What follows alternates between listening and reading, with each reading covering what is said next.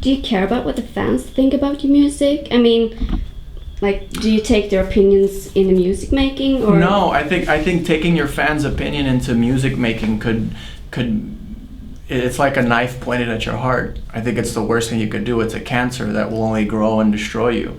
I think it's the worst mistake, unless you want to be an entertainer. If you want to be an entertainer, then it's very important to think about what your fans want. If you simply want to express yourself and create and grow and be closer to truth and to God, then it has nothing to do with your fans. It has nothing to do with anyone else besides the change that's happening inside of you, you know? And even simpler than that, an even simpler concept would be the fact that you cannot make everyone happy. I can't even make myself happy. So how am I going to make some stranger halfway across the world that has a completely different culture than me and a completely different upbringing?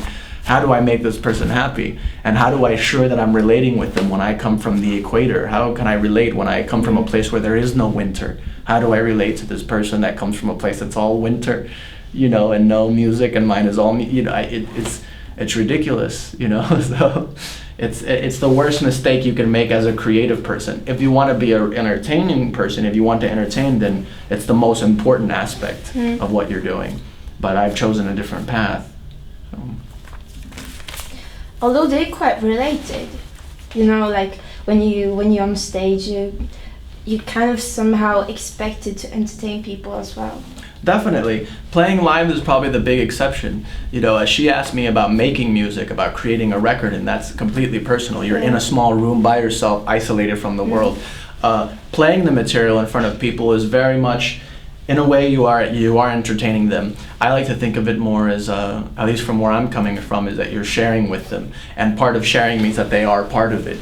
I mean, that's definitely truth. If you play to an audience that has a lot of fire, well, it's going to add fire to you, and you're going to play in a certain way. If you play to an audience that's very calm, then you play in a different way, you know. And so we play differently to different audiences all over the world, because their energy is part of the exchange that we have when we're playing live. Because live is something about sharing, you know. 5 minutes to go. Okay, Omar.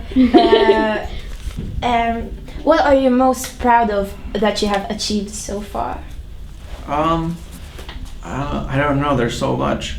I'm proud of everything I've done. I'm most proud of my mistakes, I think, probably, because my mistakes help me learn and grow the most, even more than the things that I achieve that I'm agreeable with.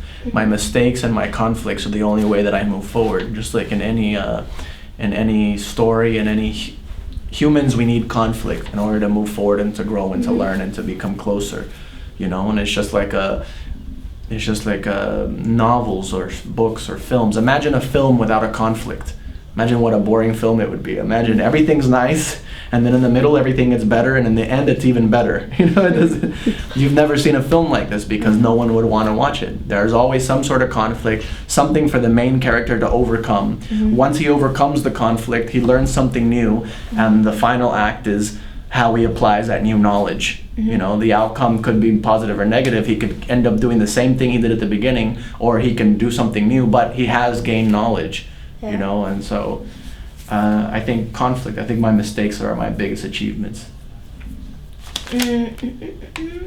We have so many questions we want to ask. Yeah, like I have 4 papers.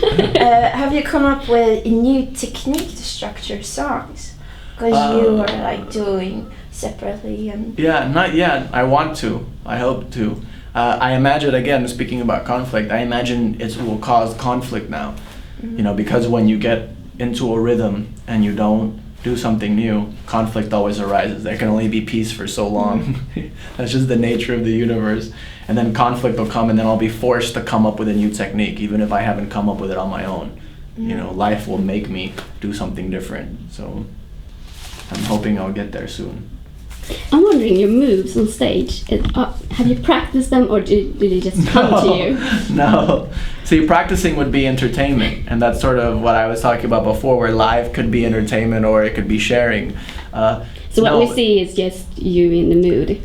Yeah, me dancing on stage, I don't dance every night. I dance when I feel like it. I dance when I'm inspired. I dance when me dancing on stage is no different than when we're kids and we're in our bedroom alone and we put the radio up real loud and we dance around. It's like that. Only you know, I'm being naked, I'm doing it in front of people, I'm sharing with them what I would only do in my room or in the practice space because I feel that I can't control it, you know. And there's other nights where nothing happens. There's other nights where you just play the music and it's all right and it's mellow and that's what it is, you know. What is the first thing you do when you get home from a tour? The first thing I do when I get home from a tour, I eat very well and I watch a film and I sleep in my bed very, very well. Do you think that you have a too big part in the creative process? That I have a what, sorry? A too big part. A too big part? Yeah, in the creative process? No, of course not. It's my group. It's my band, it's my vision, it's my music. How could my part be too big? I don't know, but maybe it would be...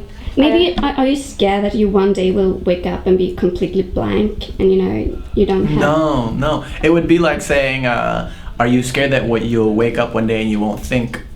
You know, it's like I'm not afraid of that. I don't know about you.